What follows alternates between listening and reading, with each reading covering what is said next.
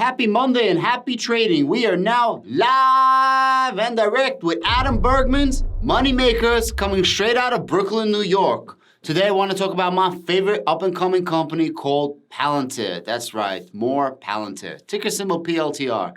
And if you haven't been paying attention for the last month or so, Palantir is up around 30%. I keep praising Palantir and keep explaining that a lot of people have no idea what Palantir does, and Palantir gets a very bad rap because people have no idea what they do. But behind the scenes, Palantir is working with some major players in the government sector as well as the local private sector, the huge big box commercial players. Now, the problem is a lot of times these big box players, these mega corporations, I'm talking about the biggest names you ever heard of, they don't really speak openly that they work with Palantir for several different reasons. Number one, it's still taboo to work with Palantir. As Palantir left Palo Alto, as Palantir left California, they left on not such great terms with a lot of companies that work in California and the whole sector in California. And they basically left and said, listen, if you want to make America better, you have to work with America. You can't just work with American foes. You got to work with America and their allies. If you really want to change America, you have to support America and make sure that America does the right thing. But you can't turn your back on America. Well, that didn't bode too well with the people in Palo Alto. That doesn't jive too well with the people in California. That's why they moved to Denver. So a lot of people don't even want to mention that they work with Palantir because nowadays cancel culture, it's real. It is very real. However, that is changing. There's definitely a shift in perception where Palantir is now becoming the cool company to work with, especially since they ramp up their sales force, especially since they ramp up their marketing, and especially since people can now understand what they are doing. There is actually another YouTuber that I'm going to cover. His name is CodeStrap. It's not going to be in this YouTube video. And he actually is playing with Palantir Foundry system. And he's showing you how it logs in, how to do stuff on it. And it's super technical. I can't wait to actually chop up his videos and give you this unbelievable footage of him actually working with Foundry. He himself is a really big engineer, encoder, and he actually explains the inner working of why Palantir is such an absolute beast. So I got a lot of things coming up. So if we take that into account, yes, Palantir is moving in the right direction. So now you have a lot of companies behind the scenes that work with Palantir, some huge names. I want to show you this nice hire that's been working with Google for over 2 years, and I want you to read exactly what he says in his bio. Just check this out. This man is called Stephen Elliott. If you look at his position, he's been working at Google full-time for the last 2 years and 1 month. His position, Head of AI Solutions, Google Cloud, Public Sector. He's been there since March 2022, so he's been promoted specifically for, just listen to the section, Head of AI Solutions, which means Head of Artificial Intelligence Solutions, Google Cloud. Google Cloud is basically where you store all the data, millions and millions of data points, and the public sector. So he's working with the public as opposed to private sector. He says, enterprise and AI analytics and applications make good on promise of cloud at a fraction of the investment traditionally required to move into cloud. Again, just listen to what I'm saying and you're going to see the connection right now. Enterprise AI and analytic applications make good on promise of cloud at a fraction of the investment. In other words, with enterprise AI, artificial intelligence, and analytics, it is much cheaper to get into the cloud.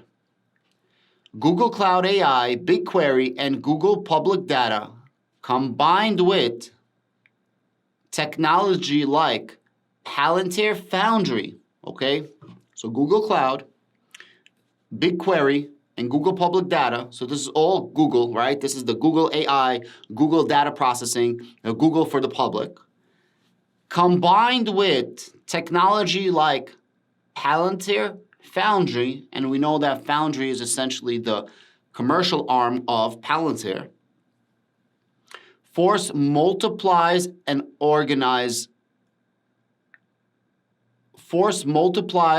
an organization's ability to execute on their mission by creating new capabilities in a matter of weeks, not months or years. This phase of cloud and AI surpassed the value provided by traditional IaaS and SaaS. IaaS stands for Infrastructure as a Service. SaaS stands for Software as a Service. So what they're trying to say, that cloud in combination with programs like Palantir Foundry allows you to move at weeks, not months or years. Just listen. Weeks, not months or years, which means at the very least, if you have a year, it's 52 weeks. And if you have a week, it's 1 week, which means that you're reducing the time by approximately 98% efficiency if you're talking about a year to a week by using Palantir Foundry. However, if you're talking about months to weeks, there's around 4.3 weeks in every single month. So let's just say that you're at the very least, increasing efficiency by 75%. So the efficiency increase that Palantir Foundry allows you to have by using their platform allows you to reduce inefficiency by 75% to 98%. Now, my math is absolutely not scientific, and it's a very basic formula, but it's right there. It's not my words, it's his words. This is an executive of Google. As part of Google's Cloud Enterprise AI and Analytics team, I work with our amazing public sector customers and Google Cloud Public Sector team on realizing the benefits of cloud and AI through the adoption of Palantir Foundry on Google Cloud. Wow. Now, before this position, he was in charge of field sales representatives and Google Cloud from March 2020 and 2022. Now, I'm not going to talk about it, but you see what he worked on before? Amazon Web Service, or AWS, which is the equivalent of what I just talked about Google on the Amazon side. Not going to get into it, but it's very important for you to understand exactly where he worked. Now he's head of AI solutions in Google. Before that, he was a field representative, which means that he actually dealt with sales, or he dealt with customer service, or he dealt with problems. So he actually has a detailed understanding of the way Palantir works with the product at Google. And to make a very novice connection, he did work at Amazon before. So maybe there's some connection over there with Palantir and Amazon. Everybody knows AWS is definitely lagging behind Google, lagging behind Microsoft with their cloud service based. And it's only a matter of time until they get smoked. So I have a feeling Amazon might be using Palantir Foundry in the future. Let's just understand what Google Cloud actually does. Google Cloud Overview. This overview is designed to help you understand this overall landscape of Google Cloud. Google Cloud Resources. Google Cloud consists of a set of physical assets such as computers, a hard disk drives, and virtual resources such as virtual machines that are contained in Google's data centers around the world. Each data center location is in a region. Regions are available in Asia, Australia, Europe, North America, and South America. Each region is a collection of zones which are isolated with each other within that region. Keywords: isolated with each other. Isolated. Not communicating, but isolated. Each zone is identified by the name that combines a letter identifier with the name of the region. For example, Zone A, blah, blah, blah. The distribution of resources provides several benefits, including redundancy in case of failure and reduced latency by locating resources closer to the client. Okay, not a problem. I honestly think Palantir Foundry is going to help that, exactly what I just read. Access resources through services. In cloud computing, what you might be used to thinking of as a software and hardware products becomes services. These services provide access to the underlying resources. The list of available Google Cloud services is long, and it keeps growing. When you develop your website or application on Google Cloud, you mix and match these services into combinations that provide the infrastructure you need, and then add your code to enable the scenarios you want to build. Now, we all know that Palantir has the ability to make a digital clone of your company. Imagine somehow they can integrate that into Google Cloud. Now you see that Palantir is helping Google Cloud. It's no, there's no secret about it. Stefan literally said that in his LinkedIn profile. He's not even hiding it. Obviously, you see where Palantir is going in the future.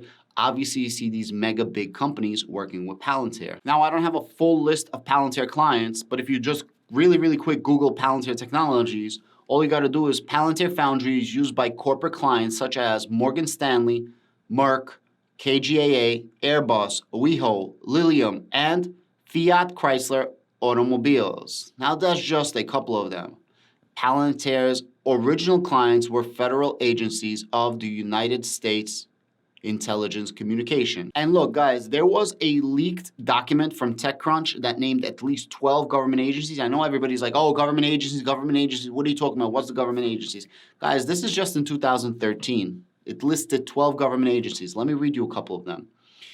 You have the CIA, you have the DHS, you have the NSA, you have the FBI, you have the CDC, you have the Marine Corps, you have the Air Force, Special Operations Command, United States Military Command Academy, Joint Improvised Threat Defeat Organizations, Recovery, Accountability, and Transparency Board, and the National Center for Missing and Exploited Children. Guys, that list only grows since 2013. We all know how many additional government contracts, United States Army, Space Force, and tons of other branches, including international and abroad.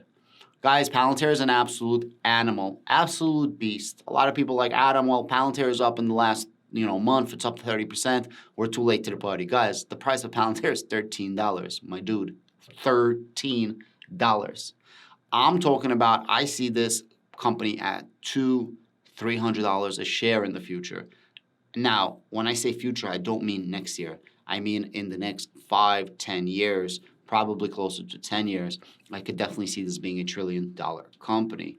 It's very similar to Tesla. People doubted it. People didn't understand that it was super taboo, and all of a sudden, bam. Except I actually think Palantir is a better company than Tesla. But for all you Tesla supporters, I'm going to give it on the same, wavelength. Why do I think Palantir is better, actually?